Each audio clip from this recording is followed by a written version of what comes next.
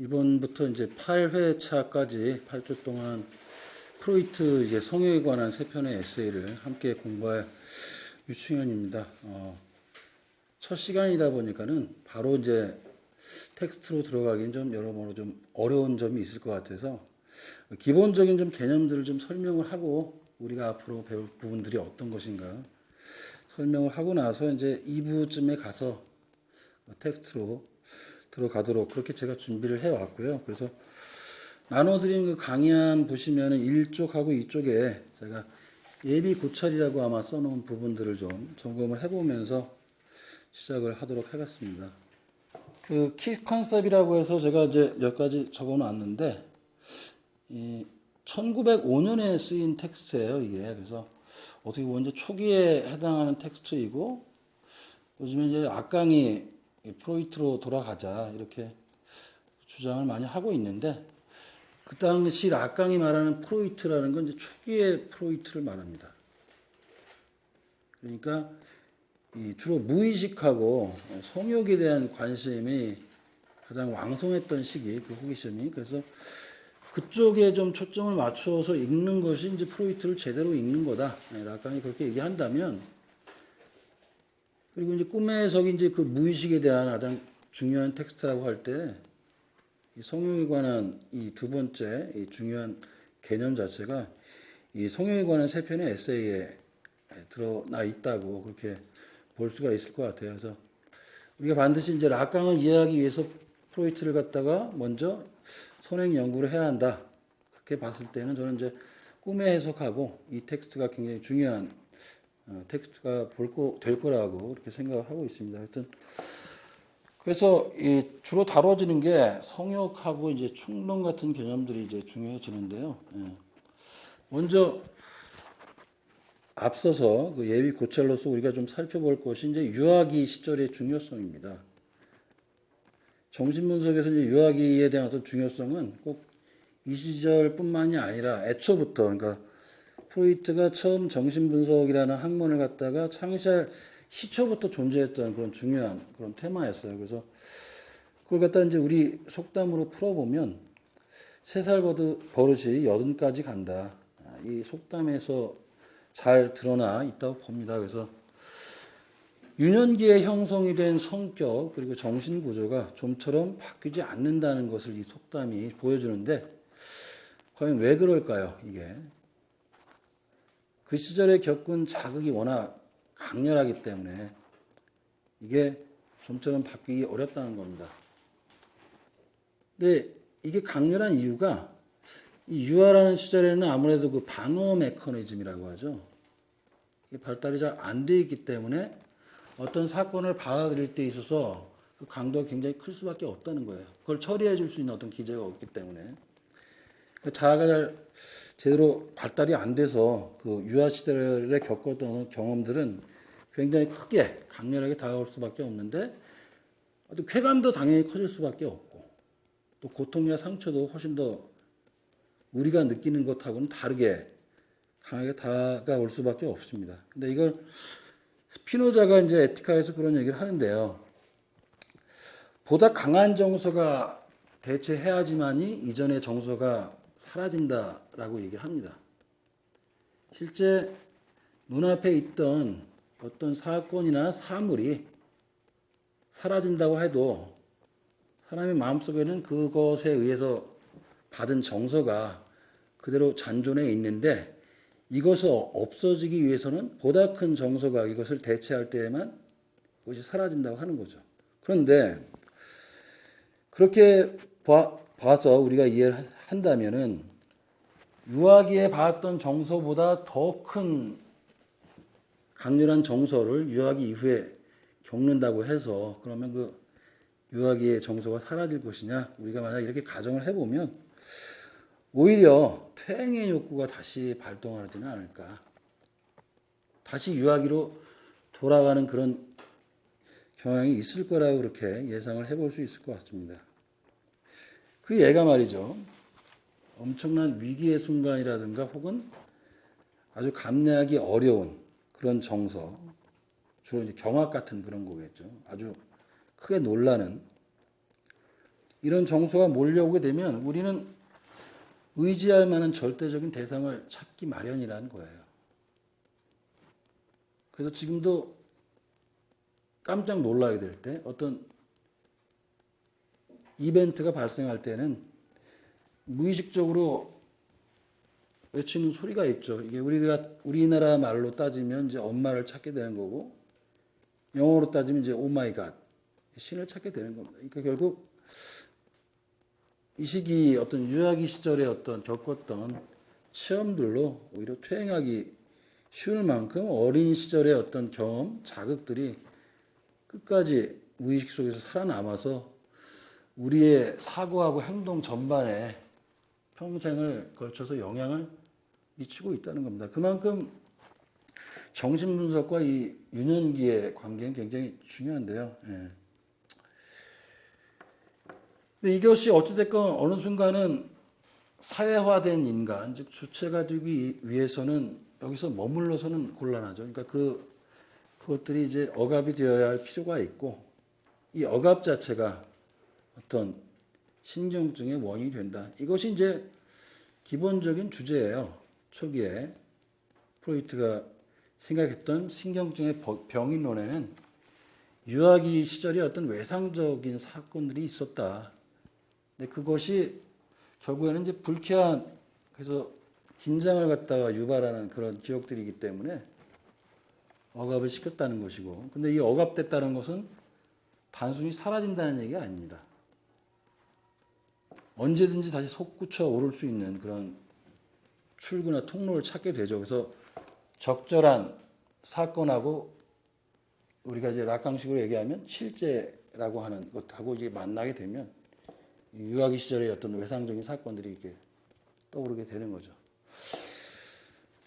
그래서 그 신경증의 증상, 그 신경증의 증상이라는 건 결국 이제 유아기에 억압된 그런 외상적인 사건이나 기억들이 다른 방식으로 돌아온다는 걸 의미합니다. 좀 견딜 수 있을 만한 다른 것으로 변형형 또는 뭐 왜곡돼서 돌아온다는 거예요. 자, 그런데 어찌됐건 이런 것이 이제 기본적으로 초기에 이 1905년 이 텍스트가 쓰여지기 이전에 프로이트가 주장했던 그런 가설이에요. 이걸 갖다 보통 우리가 유혹 가설이라고 합니다. 유혹 가설. 근데 이 텍스트에서는 여전히 유아라는 관점이 중요하게 들어와요. 왜냐하면 이제 유아 성욕을 갖다가 주로 얘기를 하는데, 앞서의 유아기와 지금의 유아기는 조금 의미가 달라집니다. 앞서는 이제 유아기에 겪었던 경험적 사건, 실제로 일어났든 안 났든 간에 어떤 사건이 중요하다면은 이제 유아 성욕설로 오게 되면 뭐가 차이가 생기냐면 이제 하나의 심리 내적인 갈등으로 전환이 된다는 겁니다. 그러니까 쉽게 말하면 주체 외부에서 발생한 사건과 주체 내부의 어떤 자아 간의 어떤 그런 갈등이 아니고 유아 성욕설로 오게 되면은 유아가 갖고 있는 심리 내적인 두 가지의 갈등하는 힘들의 문제가 된다는 거예요. 이 얘기는 무슨 얘기냐면 유아가 이미 성욕을 갖고 있다는 겁니다. 이전 단계에는 유아는 사실 애초에 천진난만한 애였는데 아무것도 모르는 성에 관해서. 근데 어른에 의해서 외상적인 사건을 겪게 되고 이제 이게 성적인 유혹 또는 뭐 성적인 학대 같은 건데, 그런 것들이 결국은 나중에 가서 의미를 모르던 아이가 나중에 이제 성인이 돼서 그와 유사한 사건, 연상이 될 만한 사건하고 이제 부합이 돼서 사후적으로 성적인 의미를 획득한다는 방식이죠. 이게 사후성의 원리인데, 그것이 이제 가능하기 위해서는 전제되는 게 나쁜 어른들이 있어야 되는 거예요.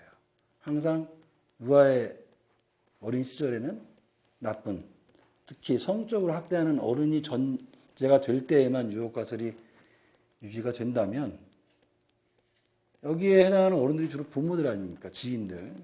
그 사람들 다 모두 근친상간범으로 만들어버릴 그런 문제들이 발생하는 거죠. 그래서 그것에 대해서 이제 의심을 품다가 공식화해서 이제 환상설을 포기하고 이 성욕설로 넘어오는 텍스트가 1905년 이 세 편의 에세이라고 볼 수 있습니다. 자, 그래서 무엇이 새롭다는 것인가? 성욕, 그다음 충동, 숭화 이런 개념들이 도입이 됩니다.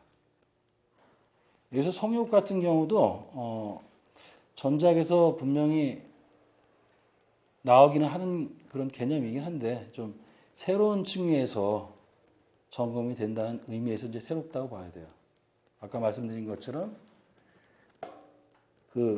어렸을 때 겪었던 사건도 결국은 성적인 사건이고 성적인 의미를 띌 수밖에 없는 사건이라는 점에서 성욕과 무관하지는 않지만 그건 어찌됐건 애초에 아이가 갖고 있던 성욕하고는 좀 무관하다는 점에서 이것 지금 여기서 말하는 유아의 성욕하고는 좀 다르다고 볼 수 있겠고요.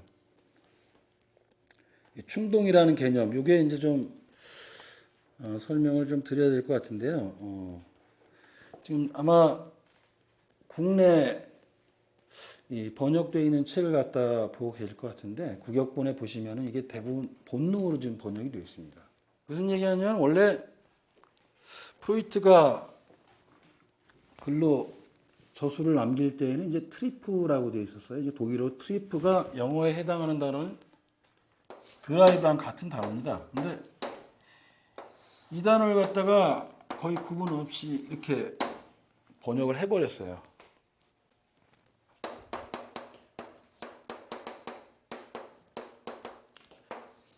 독일어로 트리프라고 쓴 것, 인스팅트라고 이렇게 구별해서 쓴 단어를 갖다가 스탠다드 에디션이라고 해서 가장 권위를 갖고 있는 영역본에 보시면은 그 역자가 다 이 두 가지를 구분하지 않고 본능이라는 말로 번역을 했고 이걸 갖다 또 기준으로 번역을 하신 분이 계셔가지고 국내에서는 이걸 다 이제 본능이라고 번역이 됩니다.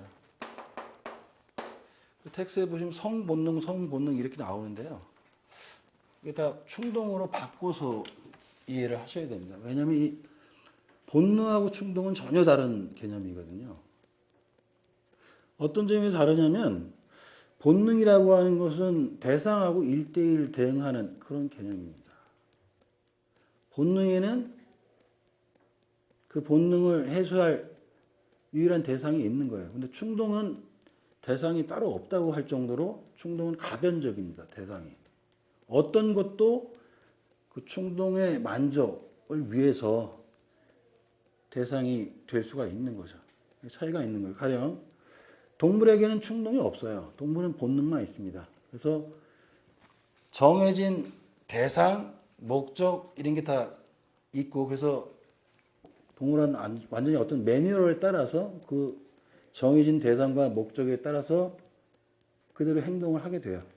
근데 인간 같은 경우는 성욕이 충동이라고 보는 이유는 그 본능에서 벗어나 있다는 겁니다. 그것을 이제 우리가 이 성욕에 관한 세 편의 에세이 맨 처음 부분에 보게 되는데 충동의 대상이 없다라기보단 충동은 어마어마하게 많은 대상을 갖고 있다는 의미에서 충동에는 따로 정해진 대상이 없다.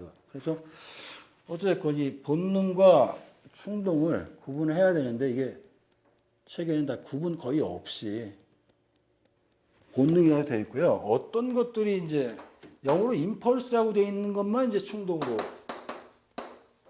영역자가 인스팅트라든가 임펄스 이렇게는 구분을 했습니다. 요거는 이제 충동으로 번역이 되어 있는데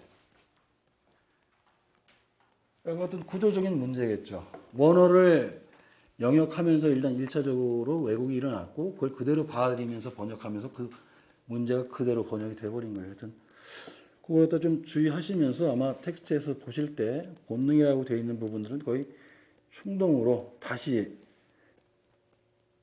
그 개념을 갖다가 고쳐서 이해를 하셔야 될 겁니다. 그래서 앞서 설명드린 것처럼 여기서는 이제 유혹 가설을 포기하고 이제 공식적으로 환상설로 이행을 한다는 점에서 또 새롭다는 거고요. 이는 달리 말하면 심리적인 갈등이 외부 사건에서 기인하는 것이 아니라 심리 내적인 요인들에 기인한다는 그런 의미를 갖는다. 이 점이 이제 전 저술들하고의 이제 차이점이라고 할 수가 있겠습니다. 그래서 유혹과설 다시 한번 제가 부연해서 설명을 드릴게요. 어린애가 원래 성에 대해서 무지한 상태에서 주변인들, 주로 부모라든가 지인들이겠죠. 뭐 삼촌도 가능하겠고, 좀 훨씬 좀 나이가 많은 뭐 청소년들도 가능할 겁니다, 여기에. 이런 주변인들에 의해서 성적인 트라우마를 겪게 되었는데, 이게 사후에 유사한 사건을 통해서 성적인 의미를 얻게 되고, 고통스러운 기억으로 변해서 결국에 신경증이 원인이 된다는 것. 이게 유혹 가설의 아주 짤막한 설명이라고 할 수 있어요. 프로이트는 히스테리 환자들의 진술에 따라서 이러한 과거의 사건을 실제로 있었던 일로 일단 믿게 되고, 그래서 이제 유혹 가설을 세우게 되는 겁니다. 왜냐하면 이 시기에 자기가 주로 치료했던 사람들이 이제 주로 여성 히스테리 환자들이었는데, 자유 연상을 통해 가지고 상담을 하다 보니까 어떤 사실들을 주로 고백을 하느냐, 이런 일들이 있었다는 얘기를 하더라는 거예요. 그러니까 과거에 아버지에게서 혹은 뭐 삼촌에게서 묘한 이상야릇한 그런 추행이라든가 유혹 같은 걸 받은 기억이 있다. 그러니까 그 말을 듣고서 굳이 그대로 액면가 그대로 받아들인 거죠. 그래서 이런 것을 세우게 되는데, 이 가설 자체를. 근데 아까 말씀드렸던 그런 이유들, 그렇다면 지인들이 전부 이렇게 성적으로 좀 문제가 있는 사람들이라는 전제가 깔려야 되기 때문에, 그럼 대부분의 사람들이 다 이런 식의 문제를 갖고 있는 사람들이냐, 이것에 대해서 좀 생각을 해보게 되죠.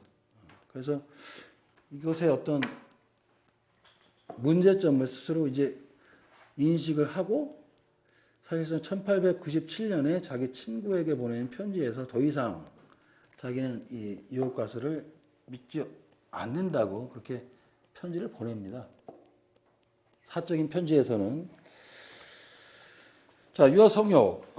앞서의 이제 외상적 사건의 유무와 관계가 없이 유아는 애초부터 도착적인 성욕을 갖고 태어난다는 이론입니다. 이미 아이는 성욕을 갖고 있다. 그 사건이 있고 없고 관계가 없다는 거예요. 사실 성욕에 관한 논의는 초기부터 프로이트가 일관되게 주장을 해온 것인데, 가령 유혹 가설에서 말하는 트라우마는 결국 기본적으로 성적인 사건이라는 얘기죠. 그러니까 유아기에 대한 강조, 그 다음에 섹슈얼리티에 대한 강조는 초제일관한 건 초제일관.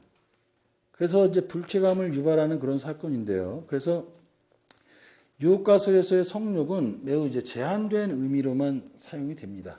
반면에 이 성욕에 관한 세 편의 에세이에서는 이 성욕이 이제 외연이 크게 확장이 된다는 그런 차이가 있죠. 이게 이제 사판 서문에 보시면은, 책에 보시면 이제 이게 1905년에 쓰여져서 1924년까지 이제 계속 개정이 되는데, 2판, 3판, 4판에는 서문이 붙어 있어요. 근데 4판 서문에 이 책의 목적 자체를 갖다가 프로이트가 직접 밝히는 부분에 성의 외연을 좀 확장하는 데에 있다, 이렇게 나옵니다. 그래서 인간의 성욕은 제가 아까 말씀드린 것처럼 동물의 본능하고는 다르다고 말씀을 드렸어요. 1대1이 아니라 굉장히 다층적이고 다양한 충동의 대상들을 가지고 쾌락 만족을 얻는 그런 과정입니다. 그런 어떤 중요한 의의가 있습니다. 그래서 많은 이들의 비난 그리고 자신의 불이익에도 불구하고 프로이트가 이 개념을 고수한 이유가 무엇일까? 이건 바로 이게 정신분석의 토대, 근본 그 자체이기 때문이에요. 이걸 갖다가 성욕 자체를 갖다가 포기해버리면 정신분석이 존재할 이유도 없어질 만큼 굉장히 중요한 것이어서 끝까지 고수를 합니다. 그래서 여기서 말하는 불이익 같은 건 말이죠. 실제로 여러 가지 면에서의 불이익이 있는데, 우선 자기 측근들이 다 떠나죠. 뭐 아들러라든가, 뭐 브로이어, 또는 뭐 칼융, 자기의 어떤 든든한 후원자였고 지지자였던 사람들이 슬슬 떠나게 된 데에는 바로 이런 성욕에 대한 어떤 지나친 고집 같은 것들이 문제가 된 거예요. 이 중에서도 제일 가슴이 아팠던 게 이제 칼륨 같은 경우였죠. 칼륨하고 이제 리비도가 단순히 어떤 성적인 의미에서의 에너지냐, 그게 아니라 자기가 볼 때는 그냥 삶 전체를 갖다가 총괄하고 매니지하는 그런 에너지로 보고 싶은데, 근데 그거에 대해서는 이제 양보가 없었습니다. 타협이 없어서 결국 이제 떠나게 되죠. 그뿐만 아니라 그 자기 절친들이 떠나는 것 외에도 이 사람이 사실 대학에서 교수로 위촉이 되는데 굉장히 오랜 시간이 걸리잖아요. 실제로 뭐 정식 교수도 아니고 일종의 명예직함 같은 걸 갖다가 받게 되는데, 거기에는 이제 두 가지가 있을 거예요. 아마 하나는 이제 유태인이라는 이유가 있을 거고, 두 번째가 바로 이런 모럴, 성모를 갖다 문란하게 만든다라는 것들이 적잖이 많이 작용을 했을 겁니다. 그러니까 자기 출세에도 또는 자기 지인들이 자기가 결별하게 되는데도 중요한 원인이 됐지만, 어찌됐건 성욕 자체를 절대 포기하지 않습니다. 그러니까 이건 타협의 대상이 아니라는 거예요. 정신분석에 있어서 성욕은. 자, 그것은 친경증 또는 꿈의 의미, 예술작품의 발생 등 배후에 유아의 성욕이 존재함을 발견했고, 따라서 이것을 포기한다는 건 정신분석 자체를 포기하는 것과 다름이 없었기 때문이다. 자, 프로이트는 신경증 환자들을 치료하는 과정에서 그들이 유년기에 가까운 지인들로부터 강한 성적 자극을 받았던 경험을 기억해내는 걸 관찰한다. 이를 토대로 프로이트는 유년기의 성적인 자극이 신경증의 원인이라는 가설을 주장했다. 이게 이제 앞서 말씀드렸던 유혹 가설이고, 그렇지만 자기 분석을 통해서 자기 아버지를 비롯 세상의 모든 부모들이 근친상간을 행한다는 것에 대해서 이제 의심을 품는다는 거예요. 그래서 결국 이 얘기는 신경증자들이 그 자유연상에서 고백하는 내용들이 실제 있었던 사건이라기보다는 뭔가 조작해낸 기억이 아닐까. 사실은 그런 사건이 있었던 게 아니고, 만약에 조작을 했다라면 이건 이제 유년기에 어떤 이미 가지고 있는 성욕, 그것이 이제 환상을 만들어냈을 거라는 식으로 이제 바뀌되는 이제 원인이 되는 거죠. 그래서 이는 곧 유아가 이미 성욕을 갖고 있음을 전제한다는 겁니다. 왜냐하면 환상이 만들어지는 경위가 결국 축적된 과도한 리비도가 변환이 돼서 이제 환상이 되는 것이기 때문에, 결국 이런 관점에서 보자면 아이는 애초부터 성욕을 갖고 태어난다. 그래서 사실은 별것 아닌, 대수롭지 않은 가벼운 접촉 같은 거, 신체적인 접촉 같은 것들을 그렇게 성적인 의미로 받아들인다는 거죠. 자, 그래서 이런 것들이 이제 환상설로 이해하는 어떤 경위에 있습니다. 그런데 유아는, 성인과는 이제 좀 다른 성욕을 갖고 있는데요. 유아의 성욕은 그럼 성인의 성욕과는 어떤 면에서 다른가? 다형적 도착성이라는 말로 설명을 해요. 다형적 도착, 그러니까 폴리몰픽, 형태가 다양하다는 겁니다. 아까 제가 말씀드린 것처럼 성의 목적을 취하기 위해서 일종의 성충동의 대상에 굉장히 다양한 대상들이 가능하다고 말씀드렸는데, 이게 이제 다형적 도착의 의미입니다. 이는 정상적인 성심리 발달을 위해서, 이것도 이제 억압이 되어야겠죠. 유년기의 그 성욕이, 아까 제가 말씀드린 거, 이것이 이제 성인 신경증의 원인이 되는 건데요. 그렇지만 이것이 아까 말씀드린 것처럼 억압된다는 건 완전히 사라진다는 게 아니고, 그냥 레이턴트, 잠복을 하고 있는 겁니다. 언제든지 솟아나올 그런 통로를 갖다가 포착하려고 노력을 하죠. 그래서 잔여물을 남기게 되는데, 이게 바로 증상이라는 거고, 이게 아까 제가 말씀드린 것처럼 견딜 만한 다른 무엇으로 이제 변형시켜서 억압된 것이 이제 돌아온다는 의미입니다. 자, 그래서 제가 써놓은 것이 영양 섭취로서의 어머니 그 젖가슴을 빠는 행위가 이 엄지 손가락을 빠는 행위로 대체가 되고 좀 더 커서는 이제 담배, 흡연이라든가 어떤 음주 또는 손톱 물어뜯기 이런 식으로 이게 계속 변형이 돼서 하나의 증상으로 돌아오는 거죠.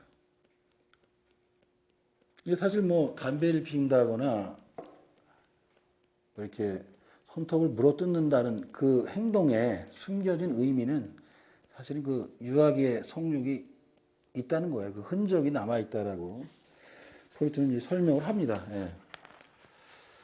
자, 그래서 유아의 성욕은 무엇보다도 복잡하고 복합적이다. 실로 다양한 부분 충동들이 있지만 대표적으로 이제 들 수 있는 게 구강 충동, 뭐 항문 충동 또는 이제 보거나 보이는 그런 충동들이 있죠. 반면에 이제 성인의 성욕은 단일하고 이제 제한되어 있다. 이건 통합되어 있다. 또 다른 말로 이제 조직화되어 있다. 생식기 주변으로 조직화되어 있다 이런 거예요. 그래서 그렇게 되면 이제 이런 문제가 또 발생하겠죠. 유아기의 성욕이 이제 다형적이라고 했습니다. 이게 다형적이고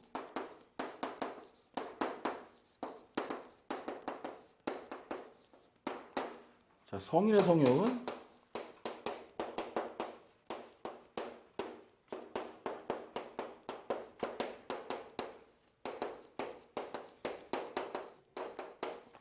단일하고 통합되어 있고 조직화되어 있다. 이게 뭘 중심으로 통합이 되냐면 생식기 주위로 이제 통합이 되어 있다는 얘기예요. 생식기 주위로. 근데 그럼 이 사이에서 이 과정에서 무언가가 발생하겠죠. 바로 이행하는 게 아니라 이 사이에 이제 억압이 생기는 거고 이 억압이 잠복기라고.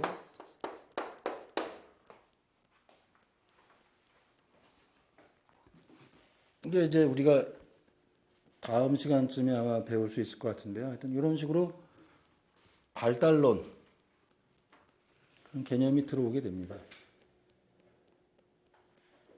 그러니까 부분 충동들이 이렇게 막 흩어져 있다가 나중에 이제 하나의 중심, 신체 특정 부위에 관한 충동으로 이제 조직화가 돼서 이제 성인의 성욕은 그런 의미에서 이걸 진보라고 할 수 있을까요?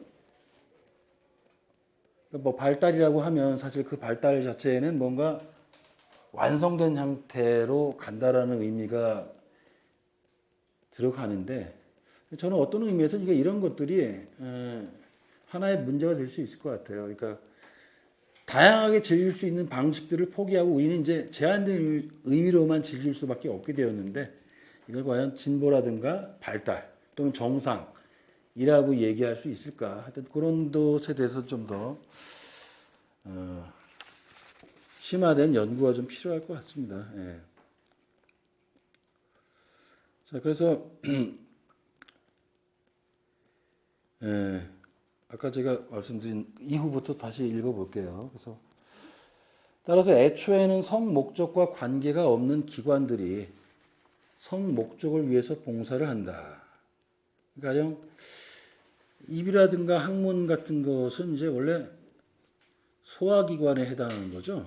성기관하고는 생식을 위한 신체 기관이 아닌데 아이들에게서는 이런 기관들조차도 다 성충동 또는 성쾌감을 만족시키기 위한 그런 기관으로 기능을 한다는 겁니다.